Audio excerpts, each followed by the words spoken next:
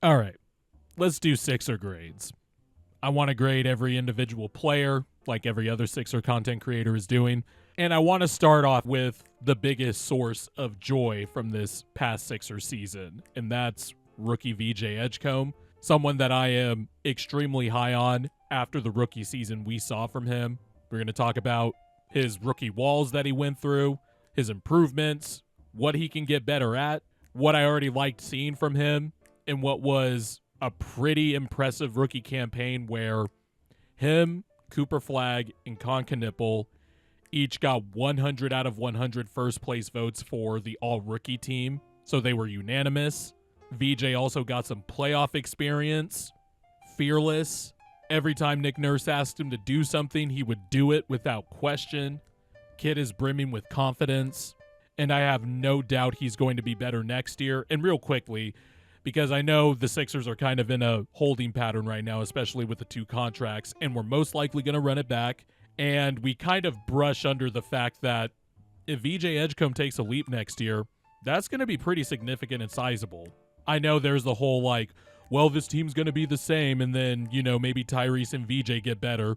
I mean, you can basically, it's not a maybe, you can bank that in. He's going to get better. So, with that being said, let's start off with what I liked about VJ. What I liked about VJ's rookie season is that he hit multiple rookie walls. And each time he hit those walls, he jumped over it, got better, and still played through it admirably. Has a high-end motor. When he was first drafted, or when the Sixers, I should say, were able to keep the third pick in 2025, I was happy we kept the pick, obviously, but at the time I thought it was a two-player draft between Cooper Flagg and Dylan Harper, and I liked the other prospects after him. I wasn't really a big Ace Bailey guy, and I'm going to be wrong about that. But, I was kind of like, yes, we kept the pick, but it was like, damn, I was greedy. I kind of want the second or first pick because I just liked Flagg and Harper. And then the more I looked into VJ Edgecombe and his time at Baylor, it was pretty clear to me that there was a pretty decent possibility that he could be better in a lot of ways than we expected. Not to this degree, to be clear. But, we've all watched hoops for a long time, and we all see the guy in college that has to play a role, and his game is kind of taking a backseat because he is sacrificing for the name of the team. And actually, one of my favorite comps coming out of that cycle was from Jay Kyle, Man of the Ringer. Shout out to the Dime Drop YouTube channel. He basically called VJ Kentavious Caldwell Pope if he got bitten by a radioactive spider, which was just a fucking impeccable comparison. But, the Bohemian national team, he showed ball handling, lead guard skills, a confidence being a lead ball handler. And so I figured there might be a chance there's more stuff to his game initially than maybe we would expect. We knew the handle and the shot were going to be the questions. And what I liked about him going into his rookie year, especially after Summer League, where I was like, okay, he's showing me some stuff, is that immediately, shaky preseason, but then makes his debut in the Boston Garden for the first game of the regular season, has 34 points, 5 of 13 from 3, when the Celtics were just fine letting him fire off from 3. And eventually they had to guard him because it's like, oh no, this kid's going to shoot with confidence. And through those 15 games, he averaged 15 and a half, 4 assists, 6 rebounds, over 1.5 steals, shot 40% from the field, but 37% from 3. I'm rounding up. It was 36.6, but whatever. And that was through 15 games. Then he had calf soreness, missed 3 games, came back on a minutes restriction, and kind of hit a rookie wall during this minutes restriction. And then he played 37 minutes in the December 7th game. So from November 30th to December 7th, which was his first rookie wall, I would say, he averaged 10.5, 4.5 rebounds, 3.5 assists, 44% shooting, 42% from 3. And then he took another leap. And after that stretch, he had an 18-game stretch where he averaged 17, 4.5 assists, 5 rebounds, 37.2% from 3. Still 44% from the field. But the big thing is he took nearly 7 3-pointers a game. And shot 50% from 2, by the way. And he just displayed a level of maturity, growth in playmaking, the handle, which was shaky coming out of college, was starting to get, a little bit picked on during that first rookie wall. Once teams scouted him out, but the handle got better, and then he hit another rookie wall. 12 games from January 22nd to February 11th. He averaged 11.9 points a game, 5.7 rebounds, 3.9 assists, 39.8% from the field, 27.4% from three. But he still played through it, played through the growing pains, and then right around All-Star break, and there were some bad games here and there from this time period on, but in the 25 games after the All-Star break, 18.2 points per game, 6 rebounds a game, 4.5 assists a game, 1.3 steals, 36% from three, 46% from the field. And we'll talk about his post-All-Star game improvement because there was a tipping point where he took another mini leap after Tyrese Maxey went out with the pinky injury in that Atlanta game on the road. And VJ Edgecombe got more ball handling responsibilities because remember, Joel Embiid was out with that oblique injury. Paul George was suspended. And so they really had to manufacture some stuff. And man, his improvement as a passer, his improvement with the in-between game, because early on in VJ's rookie season, even when he was playing well, his finishing around the rim was shaky, and that was one of the knocks on him coming out of college. But he improved in that area post-All-Star break. Pre-All-Star break, VJ Edgecombe shot 57% in the restricted area and shot 37.7% in the mid-range. And then once he got more responsibility, once he got his legs under him finally post-All-Star break, the improvement was rapid. Nearly 69% in the restricted area. And in the mid-range, shot a little bit unsustainably, but there was clear improvement. The footwork, the foundation, the rhythm dribbles to get into that mid-range shot. He was working out with Paul George a bit while Paul George was suspended. He was still able to practice, and VJ was kind of attached to his hip, which is a valuable thing to have when you have a veteran wing like Paul George who has seen it all. That is just stuff you can't calculate in the stat sheet or in the contract. You could tell VJ took advice from Paul George, and VJ Edgecombe shot 62% in the mid-range. The improvements this kid made reminded me of another Sixer rookie 10 years ago, or almost 10 years ago, Joel Embiid. Remember when in Kansas, Joel Embiid just seemingly got better by the week? And it was like, that was why I was so high on him coming out of Kansas. I was like, this dude is improving at a rapid rate, and he just started playing basketball at 16. Are you fucking kidding me? And it's a little bit different from Tyrese Maxey, right?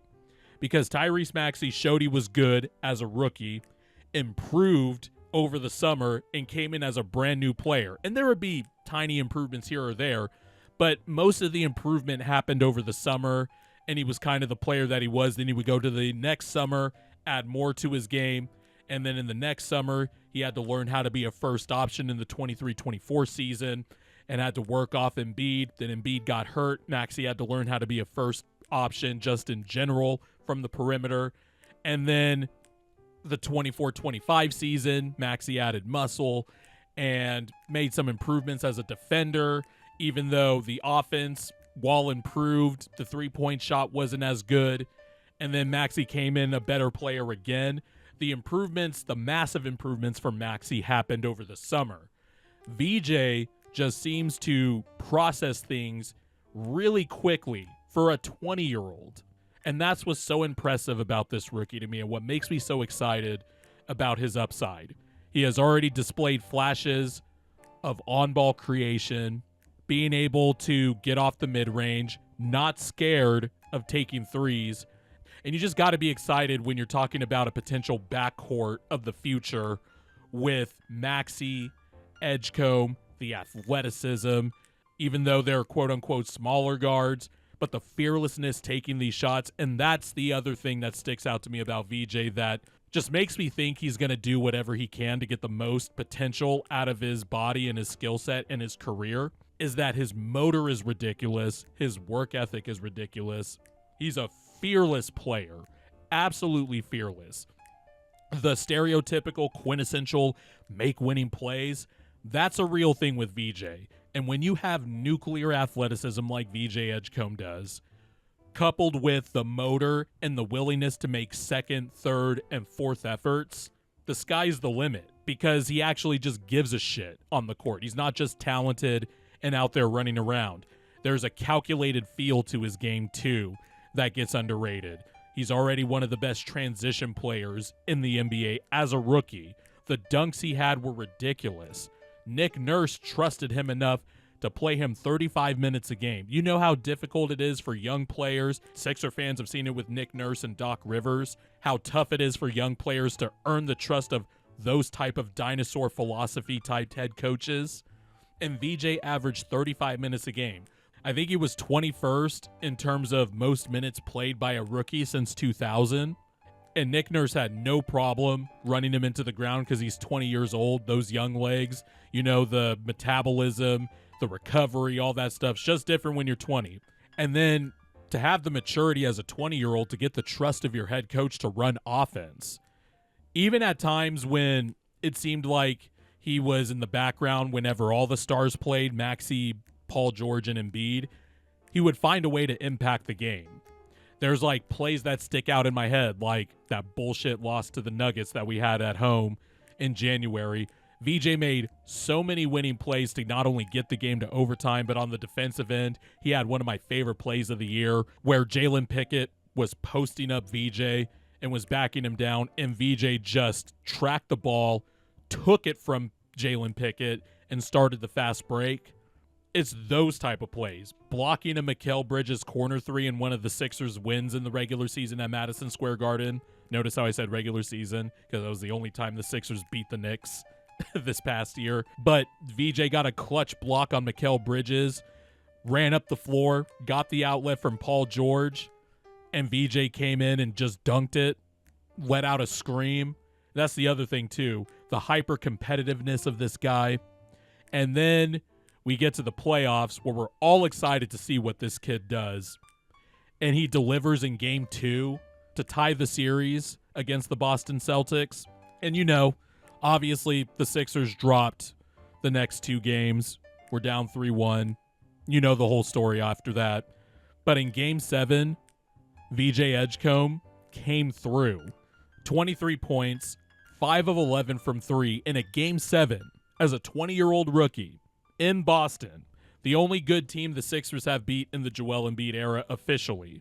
And it just makes you so excited for this guy. He exceeded every single expectation I had for him, and it's ridiculous to say that because he was the 3rd overall pick in the draft in this entire really good rookie class, and he was not scared of the moment. And that's a real thing. I know it sounds cliche, but let me ask Sixer fans this. In the big moments, who did you feel like you trusted the most to make the shot, the big shot, or the big play? You know, I trust Tyrese Maxey, and the last 2 playoff runs from Joel in 24 and now this one, he's been better offensively. But there was a big part of you that was like, swing the ball to VJ. And here's VJ's rookie clutch stats, because he was by far the best clutch rookie. 118 offensive rating in the clutch, and clutch is defined as a 5-point game with 5 minutes to go. 97.7 defensive rating, plus 21.1 net rating. Shot 58.7% from the field and 54% from 3. The kid is just not scared of anything. And he's not scared to improve. He has the ultimate confidence, and it's a natural confidence too. Like, he just has that bohemian charm about him. Like, I covered Buddy Hield a bit in Sacramento when I was covering games, and Buddy Hield just had this charm and confidence about him. DeAndre Ayton, for better or worse, has this charm and confidence about him. VJ Edgecombe just has this charm and confidence about him. And it's not fake. He wants to win badly. He hates losing, and fits really well with Tyrese Maxey. And if you're a Sixer fan who's doom and gloom about the future, I'm not as doom and gloom. I'm not stupid. I realize we're stuck with these contracts and are kind of in a holding pattern. And I understand running it back is not really anyone's appetite right now. But when you think about the constant improvement of what really matters, which is the backcourt of the future, I'm just not as doom and gloom about the short-term future as other Sixer fans. Because you can't just sweep under the rug that VJ Edgecombe, you have to factor in his improvement next year. That's pretty important. And it makes me wonder how big of a leap he can take. If he could take another step in ball handling, if he could just become a better shooter, which he said after the Sixers got embarrassingly swept by the Knicks, he said, no one's going to leave me open again. I believe him. He had no problem taking threes as a rookie, even though that was a big question mark. You could just tell this kid's not scared, and I said that multiple times already, but think about him guarding Jalen Brunson. He's our best Jalen Brunson defender. Nick Nurse gave him that assignment. Jaylen Brown, SGA, Jason Tatum. He plays bigger than 6'4", and the fact that he plays bigger than 6'4" and is uber athletic, that just makes him a really versatile type of player. I was just blown away with VJ Edgecombe. And by the way, if we redid the draft with the same order, I'm pretty sure the first 5 picks would be the same first 5 picks. The Mavericks would take Cooper, obviously. The Spurs obviously take Dylan Harper, who might end up becoming my favorite non-Sixer in the league. I love Dylan Harper. I think he's going to be so special. But I think that about VJ too. And the Sixers would obviously take VJ. The Hornets obviously take Con Knipple. And the Jazz would obviously take Ace Bailey again. That's how good the top 5 of this rookie class was. And the Sixers nailed it. They nailed the pick. Or I should say Daryl Morey, former president of basketball operations, nailed the pick. Just like he nailed the Maxey pick. Even though there's kind of some questions of how involved Daryl was in that drafting process, considering it was the COVID draft, and Daryl came on about a month before the shortened 2020-21 season started. But I'm uber excited about this future for the Sixers. They have a dynamic backcourt, and that's always a good starting point if you're a team. Maybe you might not be a contender. Maybe you might just be a good team with a ceiling of, hey, if everybody's healthy, there could be nights where you're a very good team. But you could do a lot worse compared to other teams who don't have a young, dynamic backcourt to build around. And VJ as a rookie compared to Tyrese Maxey's rookie year, VJ was clearly better, and that makes sense because VJ was the 3rd overall pick. But just imagine what VJ looks like next year, his 3rd year, his 4th year, and every summer he's working with Tyrese Maxey, and we all know what his work ethic is. I don't know. I'm just super excited about VJ Edgecombe. And so this is a long, roundabout way of saying I give VJ Edgecombe a stone-cold A+ for the rookie season that he had. He was awesome all regular season, an integral part of the Sixers season, and was awesome in the playoffs as a rookie. And obviously I'm grading on a curve for the playoffs because he was a rookie, but he swung a game in Game 2. He had an awesome Game 7 in 43 minutes against Boston. And unfortunately, the Sixers ran into a very hot Knicks team that looks like they could win the championship. And I picked the Knicks in 7. So yeah, VJ Edgecombe gets an A+ for me. And with that, we will see you in the next video and my next edition of Player Grades.